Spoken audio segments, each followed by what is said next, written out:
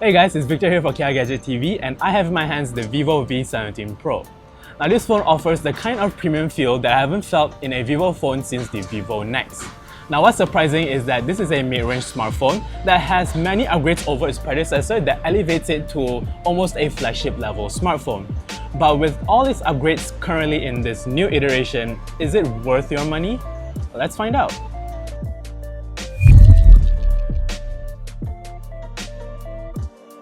The Vivo V17 Pro comes just 6 months after the launch of its predecessor, the Vivo V15 Pro. Now within such a short period of time, I'm a bit skeptical as to how much they can fit into the new phone. And thankfully, Vivo delivers. What you'll notice right off the bat is how gorgeous the phone looks. The glass back oozes a sense of class with its gloss and shine, and there are little neat details like the iridescent shimmer on the panel, as well as the extra piece of glass that covers your camera lenses. The phone feels great in the hands. The back has a slight curve on its edges which makes the phone feel thinner than it is. The V17 Pro is a 6.44-inch device with an Ultra Full View Super AMOLED Full HD display. Ultra Full View here just refers to the thin bezels that the phone has, which I find makes the display pop a bit more. And that's saying something because the color production on this display is fantastic and images are sharp as well. Plus the screen can get pretty bright, so visibility is no problem here. Next, we talk about why this phone exists. Vivo looks to have put a lot of money into the imaging department for this phone, and it shows. The phone has been marketed as a 6-camera device, but really it's just 4 cameras at the back and 2 at the front. So let's dissect a bit further. The main lens is a 48MP shooter that's paired with an 8MP ultra-wide lens, a 2MP macro lens, and a 2MP depth sensor. As you'd expect, the Vivo V17 Pro does a fine job in broad daylight. Images are sharp and colors are quite balanced. When in ultra-wide mode, you get the same quality images while capturing up to 120° more field of view, plus warping on the edges are minimal as well.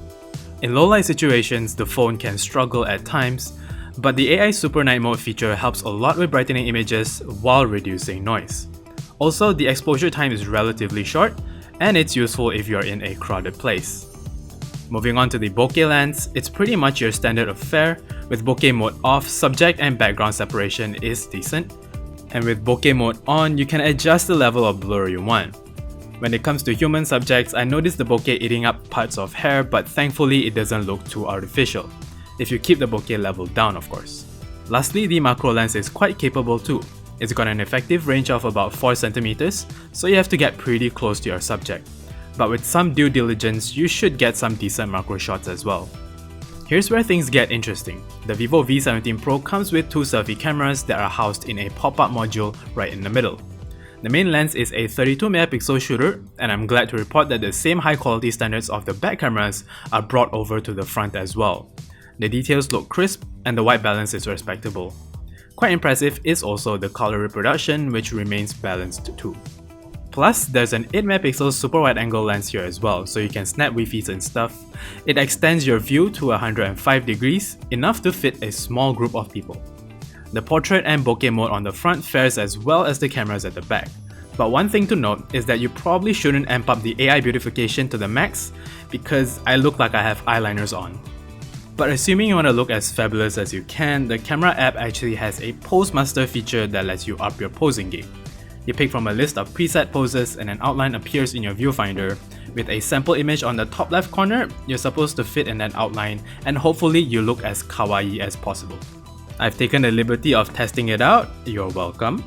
And it seems pretty gimmicky, but I'm sure it'll help budding influencers somewhere out there.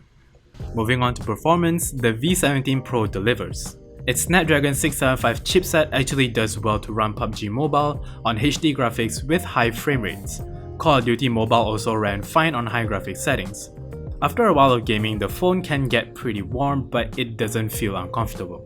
Meanwhile, general scrolling feels great, and the phone is responsive to every touch. It's got 8GB of RAM and 128GB of internal storage, which is unfortunately not expandable via microSD card. This is arguably the phone's one weakness. Considering this is a photography-centric phone, I foresee photos taking up all of your storage in a year or 2.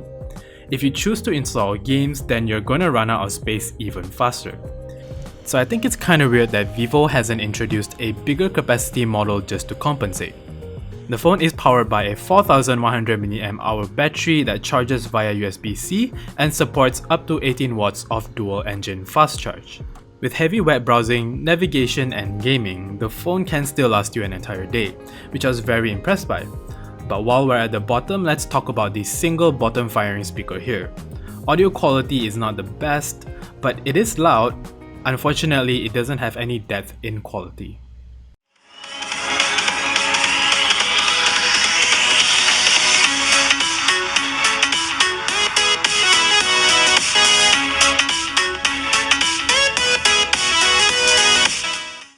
The phone runs on FunTouch OS based on Android 9, and here's another thing that I dislike.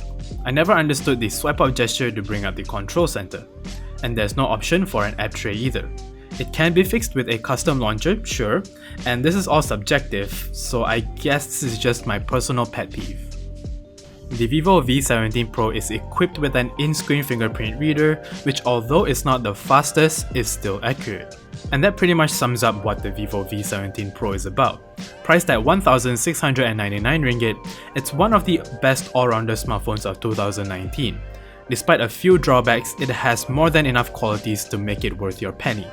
Its cameras are the heroes because they perform splendidly in most situations, plus the phone oozes a sense of class thanks to its build quality and design.